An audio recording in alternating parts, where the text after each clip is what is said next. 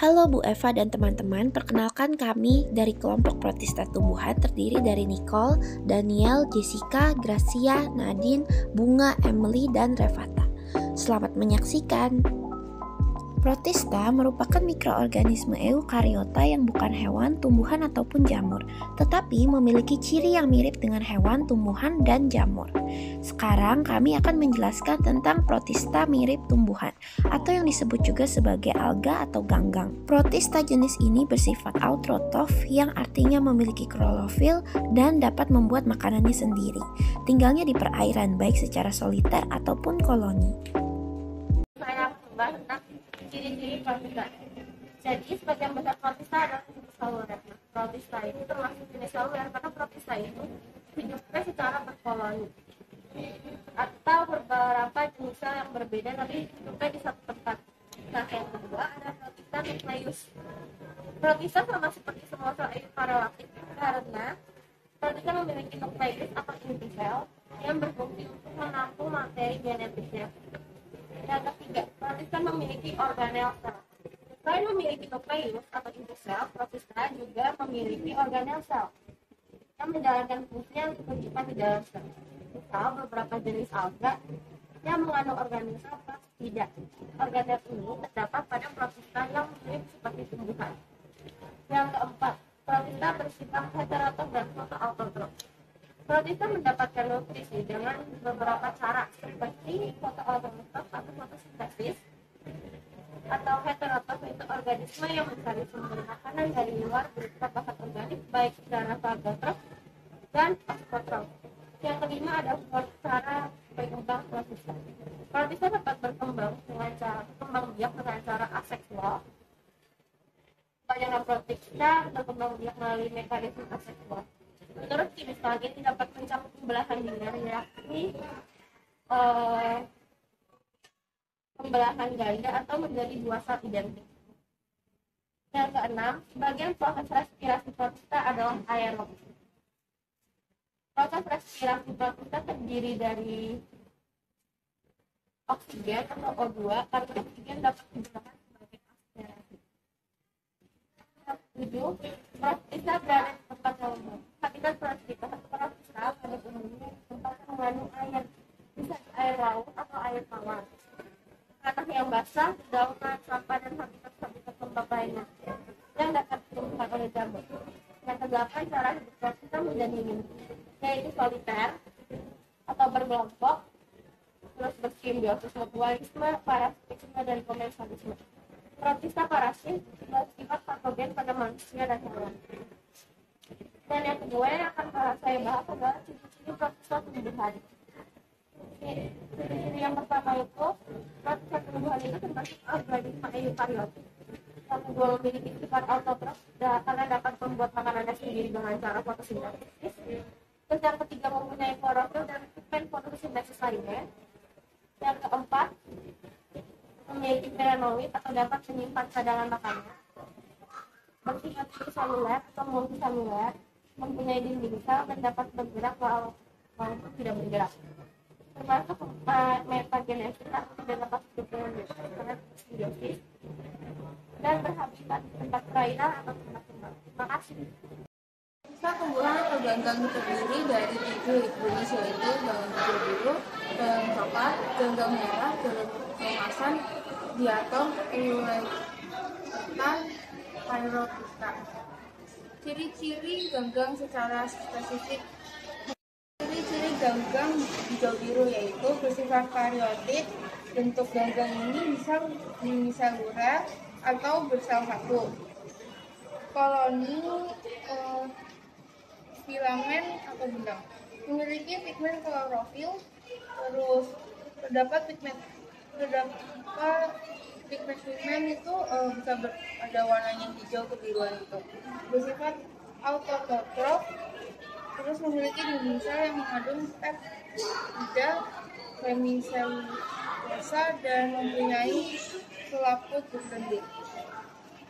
Yang kedua ada ciri-ciri alga coklat atau ganggang coklat.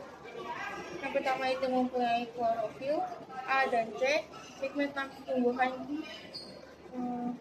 xanthophyll dan filosofikan. Sebagian besar habitatnya di laut. Sebagian besar memiliki struktur tubuh yang mirip dengan tumbuhan tinggi. Hampir semua anggota alga coklat bersifat multiseluler. Ukuran talus mikroskopis sampai makroskopis. Berbentuk filamen bercabang, tidak bercabang, ada juga yang tegak. Mempunyai klopas tunggal berbentuk seperti benang, ada pula yang berbentuk cakram, terus klorofias yang mengandung krenoid untuk menyimpan cadangan makanan berupa amin-amin. Yang ketiga itu ciri-ciri ganggang merah. Yang pertama itu memiliki inti sel yang bersifat eukariotik karena inti sel memiliki membran. Sebagian besar multiselular, umumnya mikroskopis dapat dilihat dengan kasat mata dengan panjang mencapai 1 meter. Satu-satunya alga yang tidak memiliki fase berglobul dalam siklus hidupnya bersifat autotrof karena memiliki klorofil untuk melakukan fotosintesis. Kloroplas mengandung krenoid untuk menyimpan hasil fotosintesis.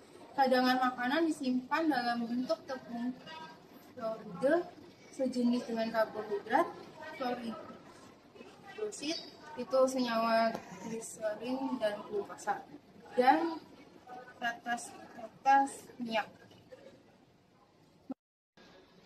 Bentuk talus berupa helaian atau berbentuk seperti pohon. Talus berwarna merah sampai ungu, tetapi ada juga yang pirang atau kemerah-merahan. Tumbuhnya diselimuti kalsium karbonhidrat atau CaCO3. Dinding sel terdiri dari komponen yang berlapis-lapis. Dinding sel sebelah dalam tersusun dari glomerul, sedangkan sel sebelah luar tersusun dari zat sendiri. Memiliki pigmen klorofil A dan B, pantenoid, phycoxanthin atau biru, dan pigmen dormant glycorida. Yang keempat ada ciri-ciri ganggang keemasan. Ciri-cirinya itu yaitu inti sel bersifat eukariotik, ada yang uniselular, ada yang juga multiselular. Bersifat autotrof, habitatnya biasanya di wilayah perairan seperti air tawar, air laut. Terus ada yang memiliki dinding sel dan ada yang tidak memiliki dinding sel. Dinding sel mengandung selulosa, pektin atau silikon. Sebagian besar mempunyai flagella untuk bergerak, terutama yang memiliki dinding sel, namun ada pula yang bersifat amoeboid, bergerak menyerap seperti amoeba bagi Chrysophyta yang tidak berdinding sel. Memiliki pigmen koroten, xanthofil, klorofil A dan C. Sebagian besar bersifat mikroskopis, tidak dapat diamati dengan mata telanjang. Hidupnya itu berkoloni atau soliter, menyimpan cadangan makanan dalam bentuk aminoprotein atau minyak. Ciri-ciri diatom. Yang pertama umumnya itu bersifat uniselular. Terus yang kedua itu tipe selnya itu eukariotik. Terus yang ketiga bersifat autotrof. Yang keempat itu selnya mikroskopis dalam berbagai bentuk seperti oval, bulat, segitiga. Tubuh bersifat simetris bilateral atau simetris radial. Memiliki dinding sel yang kaku yang terbuat dari zat pektin dan silika. Memiliki pigmen fotosintesis yaitu klorofil A dan C, sambofil seperti fukaxanthin, diazoxanthin, dan Ginosanthri. Cadangan makanan disimpan dalam bentuk niat. Dan yang terakhir yaitu merupakan alga yang sebagian besar berhabitat di air tawar dan air laut. Yang keenam itu ada ciri-ciri euglenoid. Yang pertama itu bersifat uniselular, kedua itu dari mulutnya muncul 1-4 flagella. Yang ketiga itu pada umumnya memiliki flagella yang tidak sama panjang. Terus bersifat motil, berwarna hijau karena mengandung klorofil, sel berbentuk oval memanjang. Di salah satu ujungnya terdapat mulut sel. Umumnya hidup di air tawar yang kaya bahan organik. Terus ada bersifat autotrof atau heterotrof. Ada yang memiliki kloroplast untuk fotosintesis dan ada yang tidak. Bersifat fototrofik, cadangan makanan berupa paralilum tidak memiliki dinding sel yang terbuat dari selulosa, tetapi memiliki membran sel tipis yang tersusun atas lapisan-lapisan protein berbentuk spiral. Memiliki bintik mata atau stigma, tumbuh di selimuti part pelikum, memiliki vakuola kontroktil dan vakuola makanan. Ujung anterior dari sel berupa sitostom dan di bawahnya berupa kerongkongan.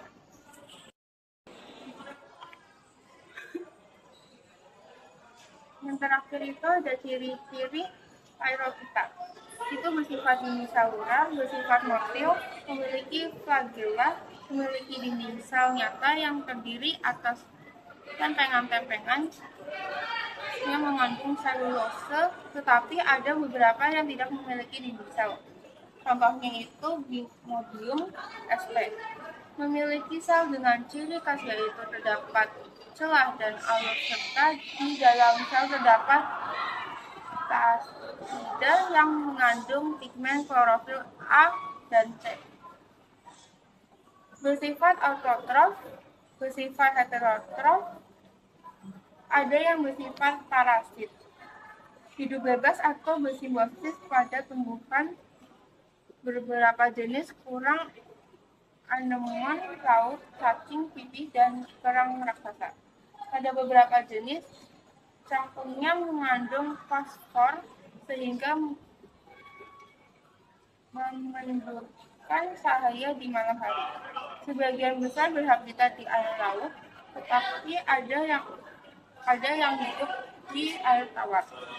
Memiliki vakuola non-kontraktil yang berfungsi untuk menampung dan osmodulasi.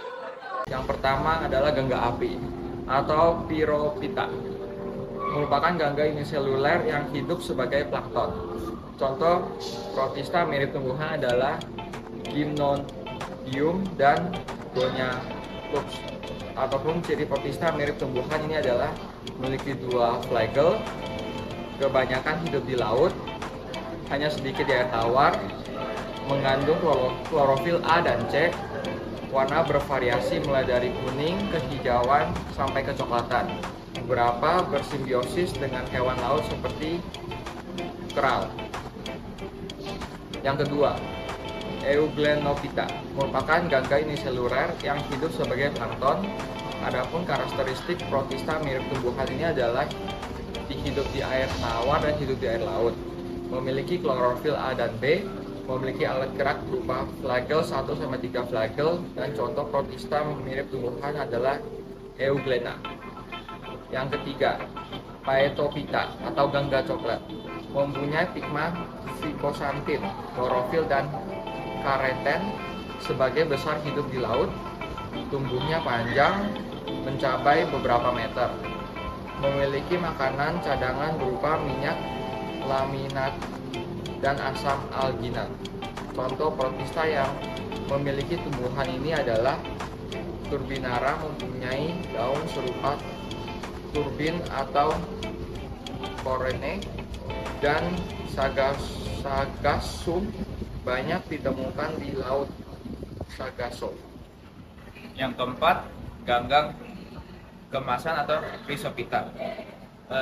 Hidup di air tawar, laut, dan permukaan tanah yang basah. Ada yang bersel satu dan ada yang bersel banyak. Warna kemasan disebabkan oleh pigmen karoten dan xanthofil. Memiliki kloroplast kecil, memiliki makanan cadangan berupa minyak atau lek dan sedikit pati. Contoh jenis protista yang mirip tumbuhan adalah ganggang kersik atau Diatomae dan ganggang kuning atau Pochetia sessilis. Yang kelima, Rhodophyta atau ganggang merah. Hidup di laut dalam, terutama di laut beriklim panas. Mengandung pigmen klorofil A dan B, vicobilin dan vicoerythrin. Dikenal sebagai rumput laut. Contoh jenis protista yang mirip tumbuhan adalah Euchema spinosum, Gelidium sp, Gracilaria sp, dan Chondrus. Yang keenam atau yang terakhir, Chlorophyta atau ganggang hijau. Memiliki klorofil A dan B, umumnya hidup di air tawar. Tubuhnya bersel satu seperti benang, lembaran, dan tumbuhan tinggi. Contoh jenis protista yang mirip tumbuhan adalah Chlorella atau bentuk bola-bola kecil, biasanya untuk obat-obatan, kosmetik, dan bahan makanan. Ulva dikenal sebagai selada laut. Sekian dari kami, terima kasih.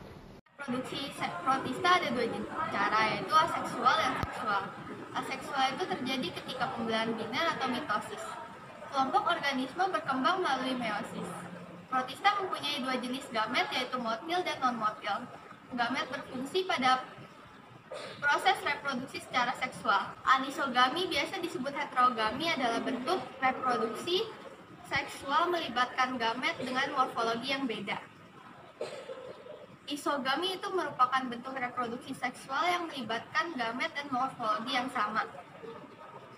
Oogami itu bentuk heterogami. Heterogami lebih maju, satu gamet kecil dan motil, satunya besar dan non-motil. Ganggang dapat bereproduksi dengan dua cara. Cara pertama adalah aseksual dan yang satu lagi aseksual. Ada ganggang yang hanya dapat bereproduksi dengan salah satu cara, ada juga ganggang yang dapat melakukannya dengan dua-duanya. Reproduksi secara seksual contohnya adalah pembelahan binar. Pembelahan binar terjadi pada ganggang yang uniseluler seperti Euchmonoid. Kedua, fragmentasi. Fragmentasi merupakan pemutusan sebagian tubuh ganggang. Bagian tubuh yang terlepas itu akan tumbuh menjadi ganggang baru, seperti Cladoflora. Yang ketiga, pembentukan spora vegetatif. Terjadi dalam sel induk yang menghasilkan zoospora. Bisa terjadi jika kondisi lingkungan mendukung dan jumlah makanannya mencukupi. Contohnya adalah hydrodictyon. Reproduksi secara seksual adalah konjugasi. Konjugasi merupakan proses saling berlekatannya dua individu yang berbeda. Contohnya adalah spirokia. Yang kedua adalah singami. Singami merupakan peleburan antara dua sel gamet yang sama dengan bentuk dan ukurannya berbeda. Contohnya adalah ganggang hijau ulva. Yang terakhir adalah anisogami. Anisogami merupakan peleburan antara sel gamet yang ukuran dan bentuknya berbeda. Contohnya adalah laminaria. Peran protista ini dibagi menjadi dua, ada protista simbiotik dan juga fotosintesis. Protista banyak bersimbiosis dengan spesies lain. Contoh simbiosis dengan spesies lain yang baik adalah spesies Dinoflagellata bersimbiosis dengan polip karang yang membentuk terumbu karang. Sedangkan yang kedua yaitu ada protista fotosintesis. Protista juga menjadi penyedia makanan pada organisme lainnya. Pigmen klorofil yang dimiliki oleh protista menjadi alasan mengapa protista mampu berfotosintesis. Protista bisa kita lihat pada poster ini peran protista. Yang pertama yaitu adalah sumber energi dan makanan. Yang kedua yaitu ada makanan manusia. Dan yang ketiga dapat dijadikan makanan ternak. Dalam ekosistem perairan, keberadaan ganggang merupakan bagian utama dari rantai makanan. Karena alga dapat berfotosintesis. Apa itu fotosintesis? Fotosintesis adalah sumber oksigen di perairan dan dapat memberikan keuntungan kepada organisme yang ada di laut. Fotosintesis ini berlangsung dan harus terdapat sinar matahari. Sinar matahari ini diubah menjadi makanan dan juga tumbuhan hijau. Dan yang kedua yaitu makanan manusia. Ganggang telah lama digunakan untuk bahan makanan. Bahan makanan itu ganggang ini mengandung mineral, vitamin, carbs, dan protein. Maka dari itu dijadikan makanan manusia.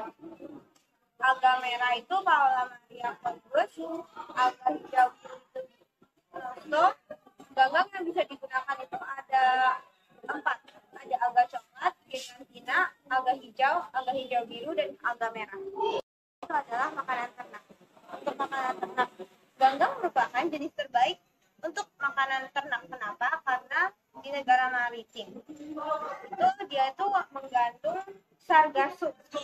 Nah, sargassum ini itu adalah nutrisi yang biasa digunakan untuk budidaya perikanan. Dia juga contohnya Chlorella vulgaris, Propyrus surentum, dan juga Unaella salina. Nah, mikroalga ini menguntungkan karena mengandung nutrisi berlimpah untuk budidaya. Manfaat dan fungsi protista tumbuhan. Yang pertama ada ganggang hijau biru yang bernama Sinophyta. Yang pertama manfaatnya ada untuk menyehatkan usus. Spirulina bisa dicerna tubuh dengan mudah dan bermanfaat bagi sistem pencernaan.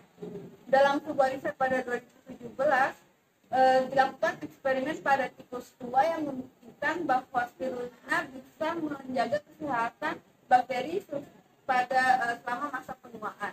Yang kedua ada antioksidan dan antiinflamasi.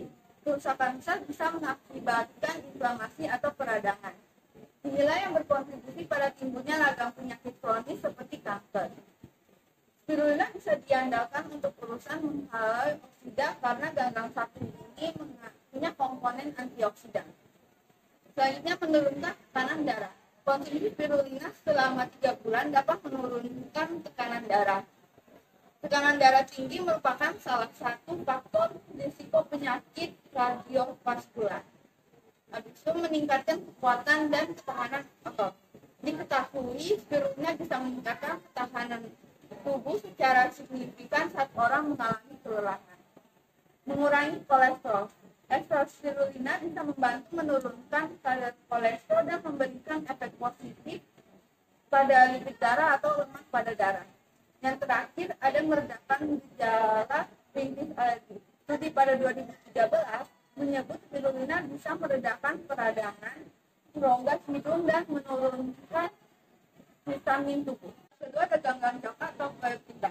Yang pertama, manfaatnya adalah untuk pembuatan es krim.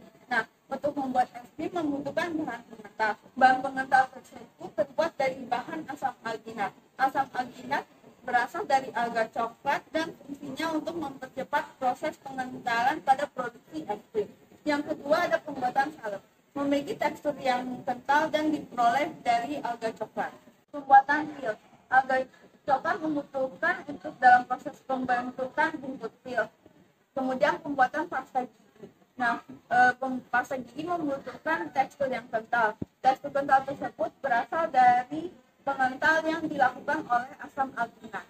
Sumber makanan rumput laut.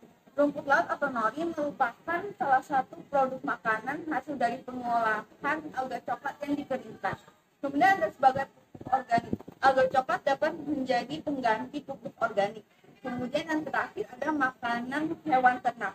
Alga coklat dapat mencukupi kebutuhan asupan standar berupa protein, natrium, serta kalium.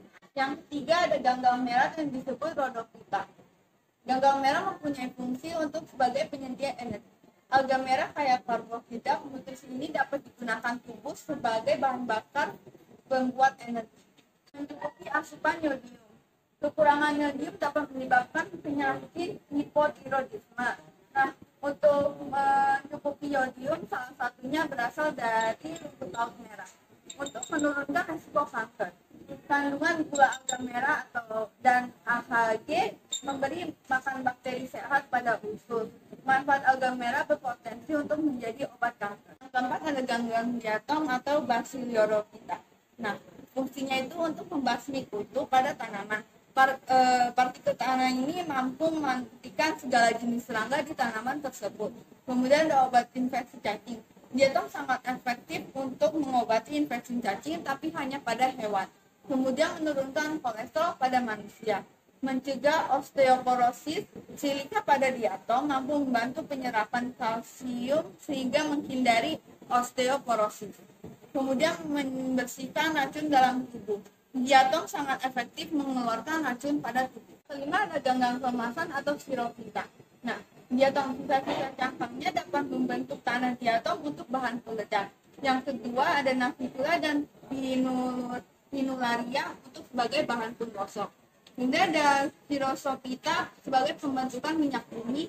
Dan yang terakhir ada sebagian besar anggotanya berperan sebagai fitoplankton yang merupakan produsen perairan. Yang keenam ada ganggang Iulina atau Iulina nokita. Nah, manfaatnya itu sebagai makanan ikan dan penyedia bahan organik dan oksigen bagi hewan di perairan.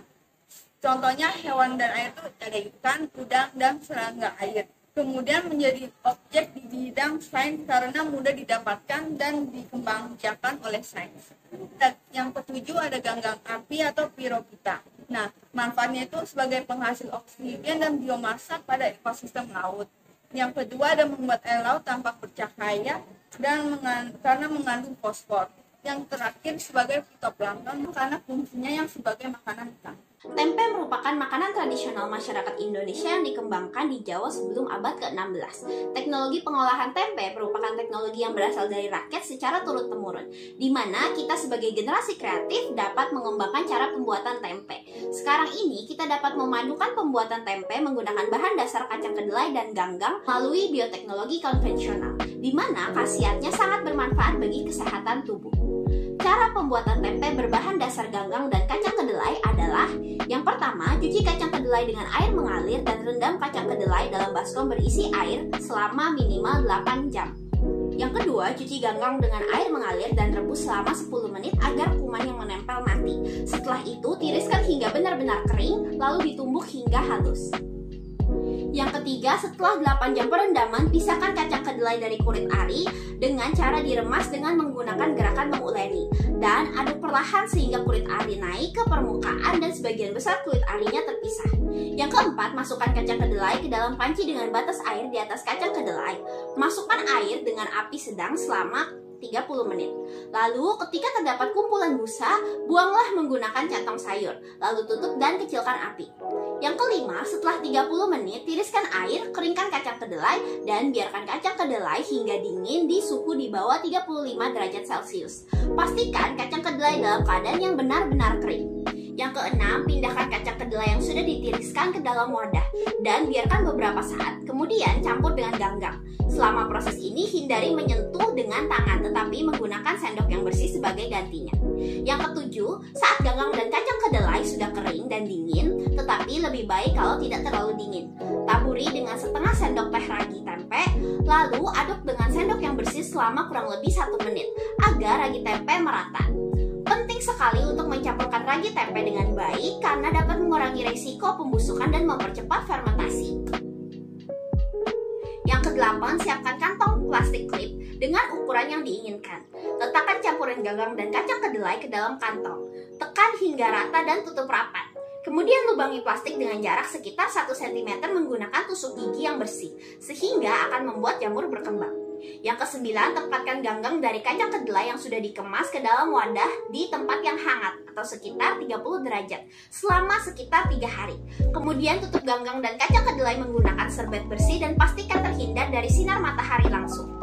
Dan yang terakhir, setelah 3 hari penyimpanan, ganggang dan kacang kedelai yang dikemas akan terisi penuh dengan miselium putih dan seluruh isinya akan menjadi satu bagian yang utuh yang disebut tempe.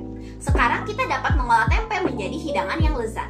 Dalam proses inkubasi fermentasi, penanaman mikroba jenis jamur Rhizopus oligosporus dan Rhizopus oryzae pada ganggang dan kacang kedelai membuat kapang tumbuh pada permukaan, lalu menembus ganggang dan kacang kedelai dan berubah menjadi tempe.